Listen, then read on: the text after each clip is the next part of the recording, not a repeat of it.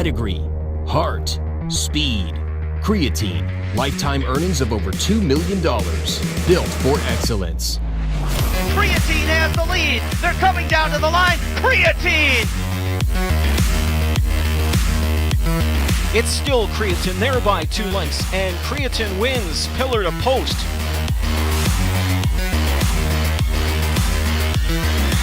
Creatine, standing at Diamond Creek Farm. Derek Giwner along with Matt Rose here at DRF headquarters. As we near the holidays, we have a harness spotlight for December 13th and 14th. We're going to look at a race from Thursday and a race from Friday, and we have a theme of the show. The theme of the show is the mini-series, Late Closers? Holiday series? Holiday series? I don't know. Dash for the G-Note series theme. Holiday Pacing Series final. Saratoga Harness. Meadowlands. The theme is the mini-series. Exactly? The theme is the mini-series theme. And we're going with the G-Notes race at the Meadowlands, and we're going at the Holiday Series final from Saratoga. Okay, I see what you're doing. So stake season is pretty much over, but we have a couple of these small finals where horses accumulate some points and get to race for more money than they usually do. So I see the little theme you have going on here. And there's a jackpot high five carryover in race number 8, which is the G-Notes final on Thursday at the Meadowlands. So if you want to take a shot at that, why not? It sees it on my thing, $7,499. It's a 9-horse field we're going to be looking at in this G-Notes final on Thursday at the Meadowlands. 9 betting interests. Well, 9 betting interests, 10 horses in the field. We're going to take a look at the field right now, and we have a morning line favorite of number 7, Abby Lara, and second choice on the morning line is the entry of Meadowland Jate and Try's Little Prince. Okay, these are all basically veteran type claimers that raced in the 7,500 claimers recently, the Meadowlands, and I guess you earn points to race for this final. So it's pretty cool. You got some 5 claimers, 75 claimers, 10 claimers kind of mixed around. You get to race for a legitimate $12,500. As much as I hate to go with a morning line favorite in what is a pretty competitive field, you know what, Abby Lara, we saw a barn change to Nick Zurich, who we know dominates freehold and always does good work with these kind of veteran pacers that have back class but are kind of falling on hard times. And this horse has kind of been floundering the whole season. Nick Zurich picked them up 3 starts back, jogged in a cheap class at freehold.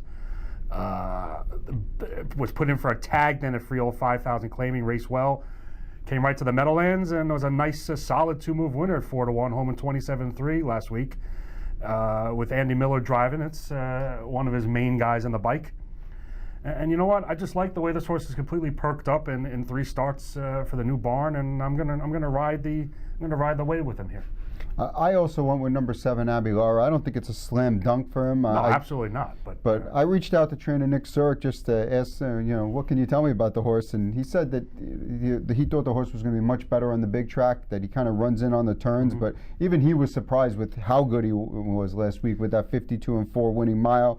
Said the horse is just getting stronger and better every week since he's come into his barn, and he clearly likes his chances, and I do too. I think that he's clearly going to leave in this spot. He's going to be in good position, and you know what? I think as sharp as he is right now, he gets that little bit of edge over a horse like Meadowland Jate, who raced really well to win one of the preliminary legs of this race. Other horses in here that look interesting. Number 3, Ideal Candidate. Got a little boxed in there, didn't really have a lot of room. I'm not so sure it wasn't one of those cases where you see the horse and the guy's sitting there and he looks loaded, but then then they're not loaded. They're not really loaded. The room's there and then they don't have it. They lose interest. Who knows? You know what? There are some sharp horses in this race. Meadowland Jade is sharp. Try's Little Prince is sharp, but Bill Mann's got to work out some sort of miracle trip from the 10-hole. If he fires out, he might get stacked wide or used hard. You mentioned Ideal Candidate has raced okay off the Danielle Daly claim, 5 starts back.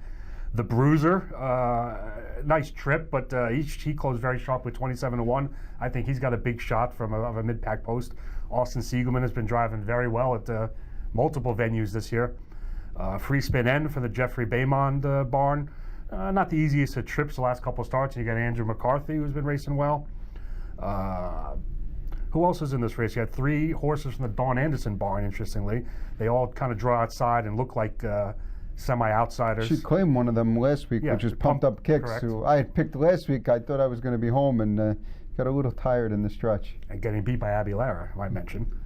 But yeah, I'm going to stick with Abby Lara, like I mentioned. I love the Nick Zurich. Take these old horses that have, not these that old, 9 years old, but take these classy horses that have not been underperforming, classify them correctly, dropping them in class, and I just think I'm going to stick with the sharp horse here. Use Abby Lara on top. Got to use logicals underneath, Meadowland Jade, the Bruiser, and I will definitely throw 3 free spin N in on my tickets as well. I'm in agreement. Race 8 at the Meadowlands on Thursday. I'm also on number 7, Abby Lara, and obviously they're racing on Thursday this week. Thursday and Friday at the Meadowlands this week. Saturday. No Saturday due to a football game. I think the Jets are playing on Saturday. No, that's your forte, the NFL and the. We'll move on to Friday and Saratoga Raceway. Beautiful segue there. Beautiful raceway. Holiday Pace final, race number 6. We have an 8-horse field, and you know what? What's interesting in this field, and I mean, one of the other reasons why I picked it is the 7 and the 8 won both the preliminary legs, 2 preliminary legs each. They get stuck on outside posts, and you know, you could make a case that it's not going to be easy for them to win this race, even though they, you know, came out on top in both their preliminaries. This is an interesting series final. This race is for basically for non-winners of 12,500 this year, as of I think October 28th. So you got a lot of lower end type horses that you know, get to race for a very healthy $20,000 purse here. And like you said, it's a pretty evenly matched field and a tough to figure field because of the 2 arguably sharpest horses banished to the 2 outside posts. It's just poor luck of the draw, and Rock and Roll Royalty and Nitro Glistening. I guess people looking at this race will probably automatically kind of gravitate to the rail horse, Hawaiian Sun. He said, you know, ran a decent second best after leaving and sitting a pocket trip. Figure, oh, he's got the rail that makes him an automatic contender. A horse that's kind of interesting here, the 3 UF Lana Ray, who is the morning line favorite. She's also a mare, and the only mare racing against boys. And you know what? I mentioned in the past, for trotters, that doesn't bother me at all when fillies and mares race against male horses. For pacers, it's for whatever reason, maybe it's just a personal preference. I kind of always try to shy away when fillies or mares are racing against male horses. And you figure she's the morning line favorite, may go off the favorite in this race. She's looked very good, finishing second best of the 2 preliminary legs, 2 wins before that in lower level filly and mare conditions.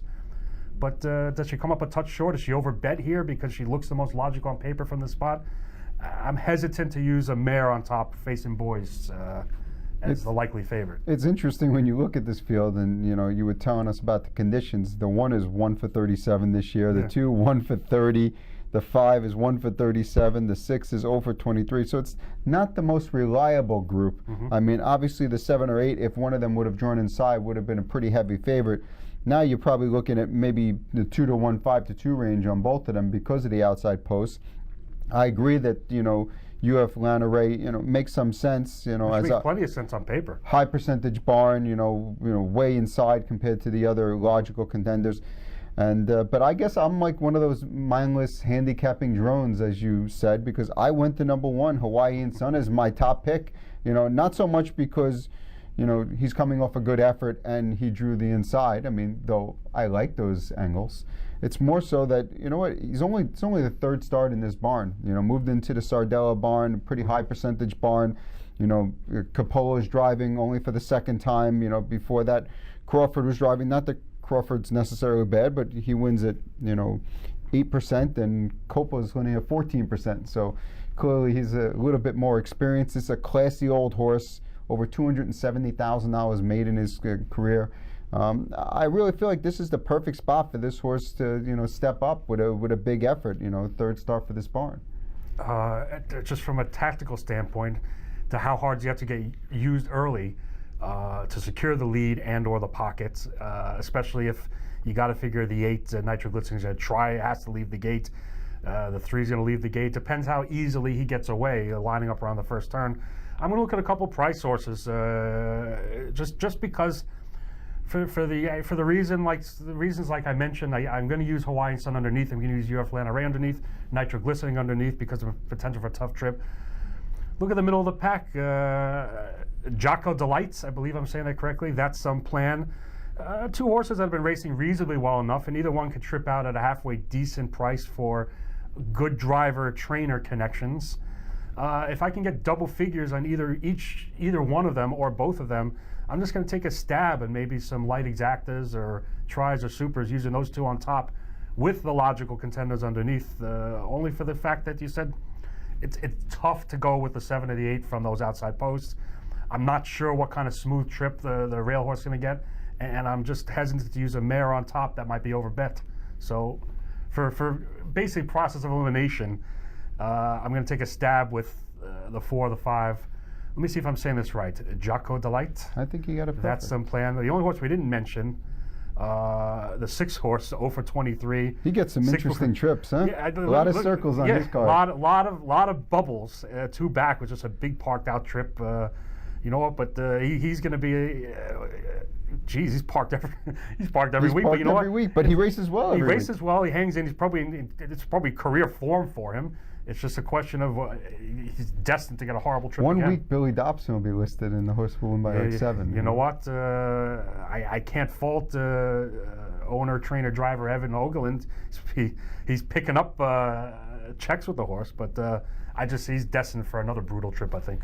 All right, so Matt's on the 4, Jocko Delight, and that's some plan. The 5 as the long shot plays. I'm on the 1, Hawaii and Sun. I think a win bet would be fine because you should get at least 3 to 1 or higher on this horse. Something like that. In this particular spot. That's race 6 at Saratoga on Friday, the holiday pace. We hope you enjoy the holiday shopping weekend. And we'll be back next week after the holidays? No, next weekend's before the holidays. You got a lot of time to shop. We'll still be back next week. We'll talk some, I don't know. What do you want to talk next week? I'm sure there'll be some Meadowlands action somewhere, right? Meadowlands and something. Good luck.